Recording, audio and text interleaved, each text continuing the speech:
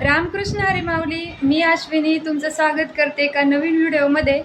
तर आज ना भक्तीला चॉकलेट बाउल खायला जायचं होतं आणि मला पण आज वेळ आहे जरा, तर म्हटलं चल जाऊया आणि बाहेर थोडं फिरून पण येऊया.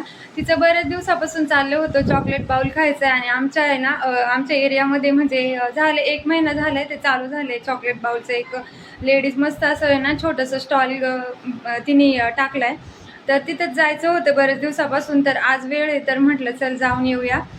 तर भक्ती आवरती आहे. मी म्हटलं चल आता बाकीची घरची सगळी कामं तशीच राहिलेली आहेत, म्हणजे नंतर तिकडून आल्यावर मी करणार आहे. आणि आम्ही आता चाललोय बाहेर. भक्तीचं आहे ना बऱ्याच दिवसापासून चाललं होतं, म्हणजे तिला जेव्हा सुट्ट्या लागल्या ना तेव्हापासून चाललं होतं, मम्मी मला कुठंच तू फिरायला घेऊन जात नाही. आणि तिचं चॉकलेट बाउलचं तर खूप दिवसापासून हट्ट चालू होता. जेव्हापासून स्टॉल लागले ना तेव्हापासून तिचं चाललं होतं. पण माझ्या कामामुळं आणि माझ्या तब्येतीमुळं मी कुठं बाहेर फिरायला जायचं आहे ना म्हणजे मनावरच घेत नाही. पण आज मला आहे ना म्हणजे फ्रेश वाटत होतं आणि घरी पण होते. मी घरी ना जरा बाथरूमचं काम काढले, त्याच्यासाठी मी आज घरीच होते. तर मग तिला म्हटलं चल जाऊया आपण ना. मग तिने ना मस्त असं चॉकलेट बाउल घेतला होता 80 रुपयाला काहीतरी, हाफ म्हणजे मीडियम साईजचा. पण आहे ना मला एक नंबर आवडला, खरंच खूप छान होता. मी 2-3 चमचेच खाल्ले, कारण मी जास्त आहे ना म्हणजे केक वगैरे असं जास्त बाहेरचं काही खात नाही. पण मी आहे ना 2-3 चमचे खाल्ले, पण खूप मला आवडले. म्हणजे केकपेक्षा पण आहे ना भारी लागतात ते. तर नंतर आहे ना तिथून निघालो आम्ही आणि मला अभिचं आहे ना जरा दाखल्याचं काम करायचं होतं, ते केलं. पण घरी येता करता आहे ना 9:30 वाजले होते. आणि घरी आले तर बघते तर अभि ना डुकल्या काढत होता अक्षरशः, म्हणजे एवढा पेंगत होता ना, झोप आली होती त्याला. बिचाऱ्याला सकाळी 6 वाजता जातो तो, म्हणजे 7 वाजता निघतो घरातून, तर संध्याकाळी 7, 6:30-7 वाजतात यायला. पण त्याचं लक्षातच राहिलं नाही अक्षरशः आमच्या, आणि आम्ही बाहेरच टाइमपास नाही खरं म्हटलं तर ना तिला चॉकलेट बाउल वगैरे खाऊ दिला. आणि ना अभिच्या दाखल्यासाठीच मी ना माही सेवा केंद्रात बराच वेळ आमचा तिथंच गेला, म्हणजे 1-1.5 तास तर तिथंच गेला आमचा. त्यामुळं घरी यायला एवढं उशीर झाला ना, आणि बिचारा पर पेंगत होतं. त्याला म्हटलं बाळा मी एक 10 मिनिटात तुला काहीतरी बनवून देते. तर आहे ना म्हटलं मटकी होती फ्रीजमध्ये. सर्व मी ना दूध वगैरे आणलं होतं बाहेरून येताना, भाज्या वगैरे सर्व पिशवी बाजूला तशीच्या तशी ठेवून दिली आणि लगेच आहे ना मटकीची भाजी टाकून घेतली. मस्त कांदा, टोमॅटो, मसाला, जास्त अशी कोथिंबीर घालून फोडणी दिली, कढीपत्ता वगैरे. आणि जेवढी मटकी होती ना त्याच्यात थोडासा एक बटाटा घातला आणि लफतफीत म्हटलं करून द्यावी, पण तो म्हटलं मम्मी लफतफीत नको, जरा थोडी अशी सुकी अशीच कर. तर मग ठीक आहे म्हटलं बाबा. पण तरी पण आहे ना पटकन शिजण्यासाठी मी थोडंसं नॉर्मल आहे ना त्याच्यात पाणी घातलं आणि झाकण मारून शिजायला घातली मटकीची भाजी. आणि एक साईडला आहे ना लगेच भाकरी करून घेतली. म्हटलं याच्यापुरती एक भाकर का होईना पटकन होऊ दे आणि त्याला लगेच मला जेवायला देऊ दे, असं झालेलं मला. एकाच्या मनासारखं करायला गेलं ना की दुसऱ्याचं म्हणजे हाल झाल्यासारखं होतं असं मला वाटलं आज. कारण त्याच्या लक्षात राहिलं नाही, त्याला भूक लागली असेल, त्याला झोप आली असेल.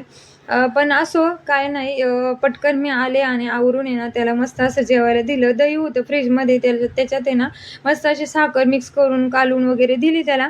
आणि गरम गरम भाकरी आणि गरम गरम मटकीची भाजी, तो पण खुश झाला.